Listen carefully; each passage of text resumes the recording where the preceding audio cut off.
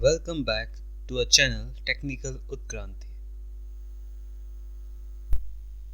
Let's continue with part 2 of our Git series.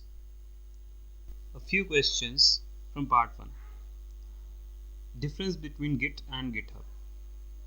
Git is a software which is open source and freely available for us to download and use.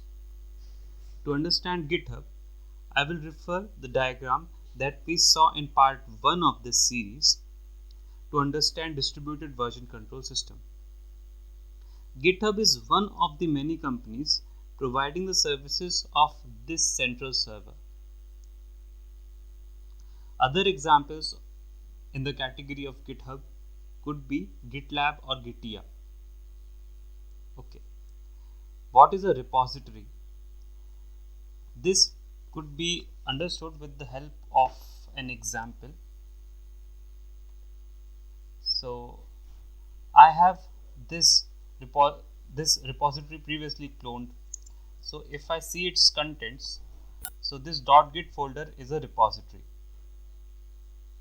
Okay, once you clone a repository, it comes in your local. Now you can save changes to it, which is also called committing changes.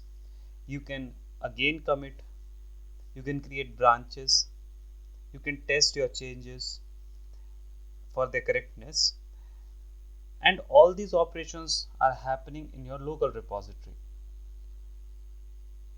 All these actions doesn't require the use of internet. Only when you are sure that your changes are done complete in your local repository, only then you push your changes to the central server. Therefore, most of the operations in Git are local only. So let's understand the second feature, which is everything is checksummed before being stored in Git. I visit my central repository on GitHub and I see here in the root directory of my repository this number. If I click on this number, I'll come here and it will tell you that this repository, so here it was showing the abbreviated checksum, here it will show you the complete checksum, and its parent checksum means the checksum of the commit which was previous to this commit was this, and if I go back to this, I will get this complete checksum and its parent. Okay, so with this checksum, file2.txt was modified. Okay, so whenever this commit was done, just file2.txt was modified, and what I'm trying to convey is over here is like this checksum corresponds to the data present in file2.txt. Some algorithm runs, so basically SHA algorithm runs on the contents present in file2.txt, and this big number is generated, which is called the checksum. Checksum is also called the git ID or hash for the repository. This ID depends on the data that you are committing, and the example I had already shown you, and no change in the directory could go unnoticed because of this, because this git ID is directly related to the data. So if anyone tries to change the data, the git ID would change and the associated people will get to know about it. So this is also a security feature with Git. Your file system has 3 files, file A, B, C, and this is version 1. Next time you do changes and commit, it is version 2, version 3, 4, 5, and so on. This is the representation of Git and this is the representation of SVN storage. Here they are saying that in version 2, file A and C changed, so only the changed part is stored. Okay. Similarly, in version 3, only file C changed, so its changed part is stored, rest nothing is stored. Similarly, in version 4, file A and B changed, C remain unchanged. In short, for SVN, the different versions are storing the change in the files of a file system. Coming to Git, in version 2, file A and C changed. Complete file A and complete file C is stored in version 2, and a link to file B is stored along with version 2. Okay. In summary, this Git is storing the snapshot of the file system when it is committed. Okay. So this is a basic difference in storage philosophy of different versions between Git and SVN. When we clone a repository, it has its own history.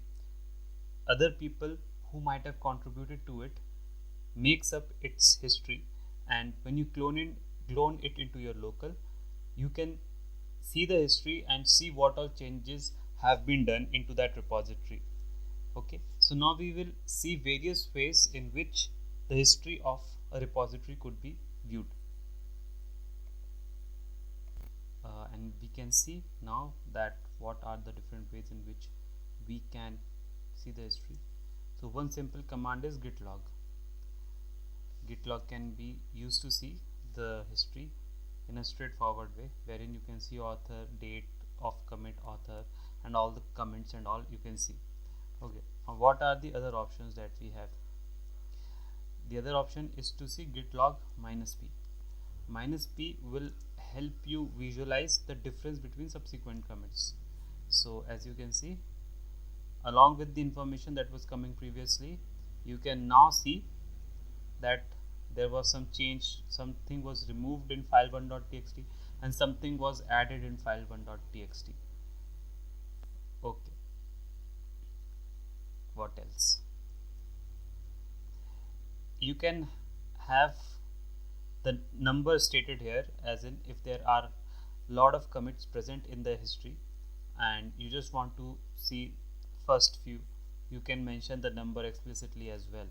So for example, if I run git log -p -2, I'll just get for the 2 commits the same information, right?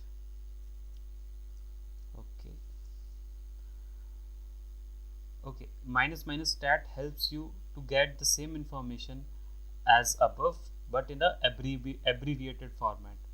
Okay, they'll not give you complete log. Okay, this is one of my favorite commands. This just gives you the git id and the commit message, and this is helpful when you have a very huge log and you want to see a large number of commits. So we'll just see it is equal to 1 line.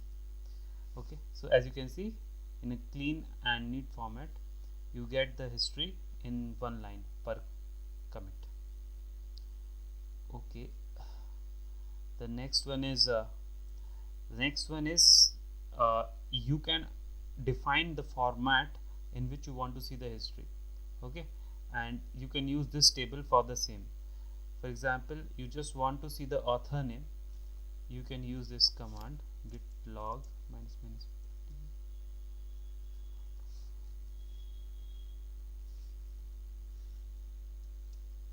Okay, so you'll get to know that who did commits and when did commits happen. If you just want to see, let's say, author email, so you can use the same command and you can do this.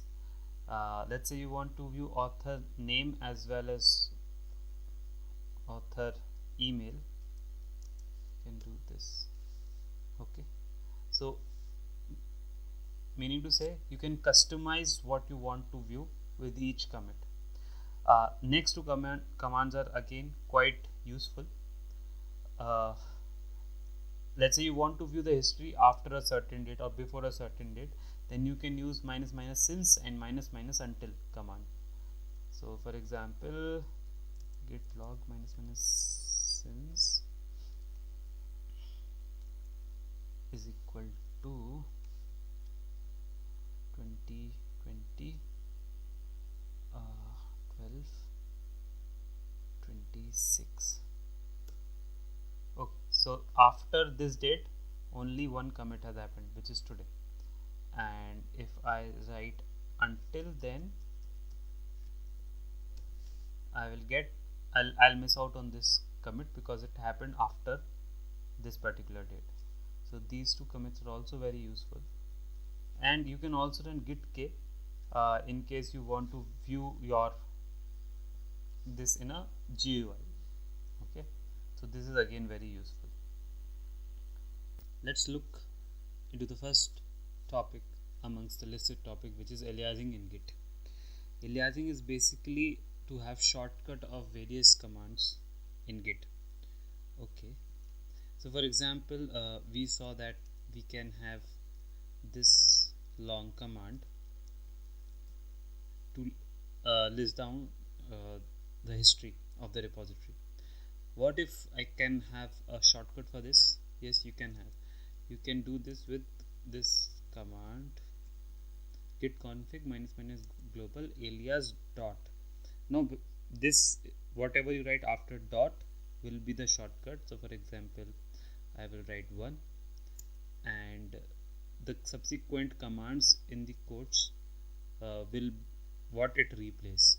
So log ---- pretty is equal to 1 line. Okay, now I can just write git 1 and I'll have the same thing. Hi, so here I'll show you how you can ignore few files present in your working directory. To do that, you need to create a file called .git ignore, and you need to mention here what are the files that you want to ignore. For example, I'll say all the Python files is something I want to ignore. Okay,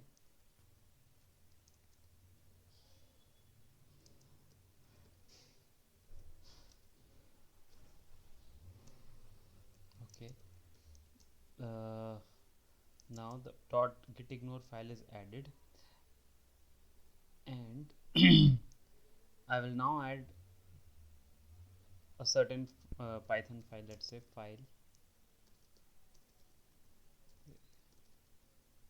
5.py. If I run git status, it won't be shown as untracked or anything, because basically now any new Python file will be ignored by the git. So that's how you ignore a particular file. Okay, you can mention the complete file name also if you want to ignore just a single file. Yeah. Hi. So okay, we'll now see the next two features, which is how to remove a file from a git repository and how to rename a file in a git repository. So here we are in our git repository, and let's say I want to remove file2.py. So I will just use the command git rm file2.py, and what it does is it removes the file from my working copy and also from the git repository.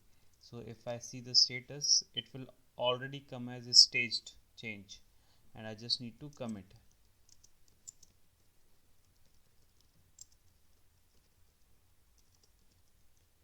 Okay, so it is done. You can see that file2.py is no more there. Okay, let's see now how can I rename a particular file. So I have all these files here. Let's say I will rename file2.txt as file6.txt. So git mb file2.txt as file6.txt. If I see the status, note that I am using now the alias of the status. Okay. Git commit.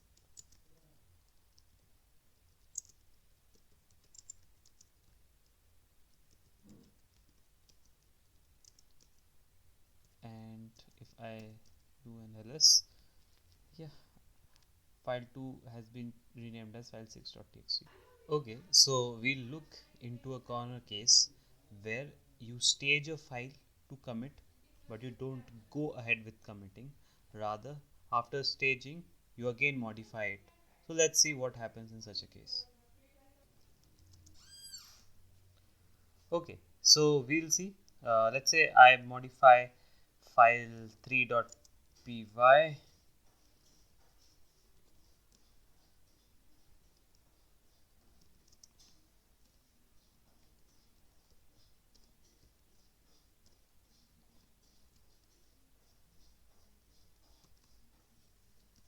Okay, uh, and I add file 3.py.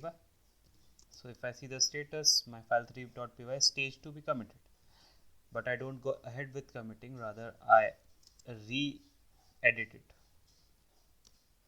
and I say that I want to print happening, and I see the status. See what I am seeing here. I see the same file as staged and same file as modified, which is like same file in two different stages. So how is it possible? So the explanation for it is, whenever you stage a file, so over here I stage the file using this command. So whatever was the state of modification at this point of time, that modification was staged. So even now only the previous modification only is staged. Okay, and I went ahead again with modifying it. Okay, so the new modifications are in this file.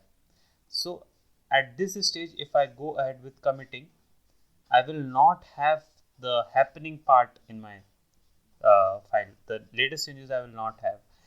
But if I want my latest changes in the committed file, then I would have to restage it again. Okay, and now if I see, there is only one stage in which the file 3.py is currently existing. The next topic is changing the commit message. So let's say I want to modify this particular statement to something more meaningful. So I have this particular command for it: git commit minus minus amend minus m, and now I will write, uh, for example, I have to state that, uh, let's say I am modifying this file to have two sentences, anything basically. Okay, now what this amending will do is, it will completely replace this particular commit. Okay, it will not create any new commit, it will completely replace new commit, the latest commit. So if I just do this and I'll run git 1, you can see that till here it is same, but the last commit has changed. Another point which I would like to mention here is that you can do this modification of comments until and unless you have not pushed your work to the central server. Once you push your work to the central server, you won't be able to completely delete that particular uh, you know comment or log. Once pushed to central server, it will be there. Okay, so this modification is possible only until your work is with you in local repository and has not been pushed to the central server. Okay, okay, let's say if you want to find difference between two commits. So let's say I will say that I want to find difference between this commit and let's say this particular commit. What are the changes that have come up between these two commits? I can use the command git diff uh, your first hash and your second hash, and this will show you what has come up. And yeah, okay, before going to tagging, we'll see what are commits. Okay, so here we have different commits, right? When do we commit? We commit when we see that the work done by us is something which we might have to review in future, so we commit it, right? Now amongst commits there will be few commits which are more important than rest of the commits. Those commits we can tag. How to tag? Okay, so firstly we'll see the command to view tags. Git tag will show you all the tags in your repository, and since there are none, nothing has come up. So there are two ways in which you can tag. Firstly is like, as soon as you create a commit, you want to tag it, you can use git tag minus a, the name of the tag, let's say v1, and the comment of the tag.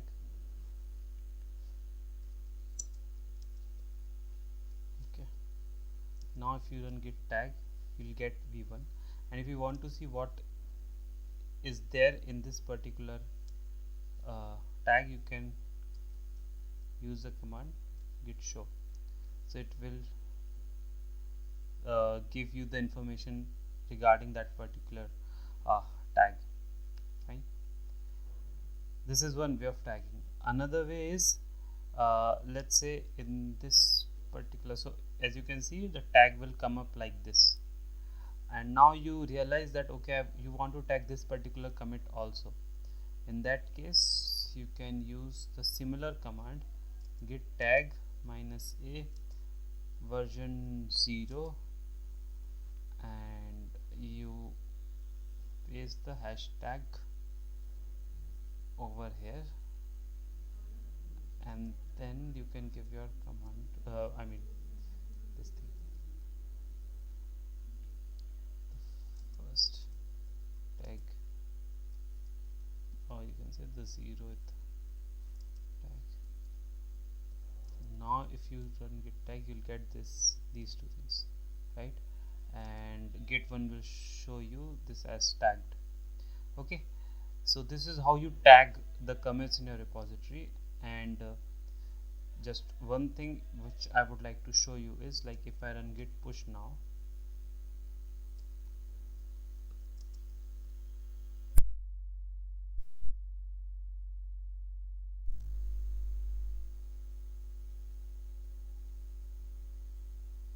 okay, I had pushed my repository to the central server, and I will go there, and if I refresh it, okay, so these tags won't come up. You have to give the command git tags git push minus minus tags.